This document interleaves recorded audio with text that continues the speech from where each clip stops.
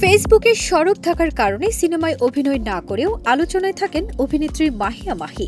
বছরখানেক আগে শেষবারের মতো বড় পর্দায় দেখা যায় এই অভিনেত্রীকে। বলা যায় খুব সহজে এখন ধরা দেন না তিনি, একরকম গুটিয়ে রেখেছেন নিজেকে। সাম্প্রতিক সময়ে যুক্তরাষ্ট্রের নিউ ইয়র্কে পাড়ি জমান এ নায়িকা।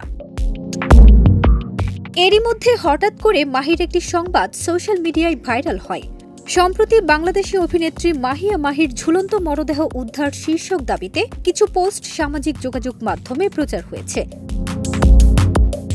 বিষয়টি মাহিয়া মাহির নজরে আসতেই যুক্তরাষ্ট্র থেকে নিজের ফেসবুক আইডিতে ২৯ জুন মধ্যরাতে পোস্ট দিয়েছেন। তাতে তিনি লিখেছেন, আমি আছি, মরি নাই রে ভাই। সিনেমায় অভিনয়ের পাশাপাশি একটা সময় আওয়ামী লীগের রাজনীতিতেও জড়িয়ে পড়েন এই মাহি। অংশ নেন জাতীয় সংসদ নির্বাচনে। শেষ পর্যন্ত নির্বাচনে হেরে সিনেমায় আবার নিয়মিত হতে চেয়েছিলেন, কিন্তু তাকে নতুন কোনো সিনেমায় দেখা যায়নি।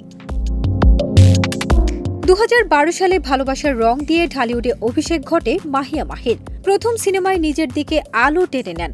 একের পর এক সাফল্য আসতে থাকে তার। বাংলাদেশের পাশাপাশি ভারতীয় নায়কদের বিপরীতেও অভিনয়ে দেখা যায় তাকে। কিন্তু বছর দুয়েক ধরে নতুন কোনো সিনেমায় নেই মাহি।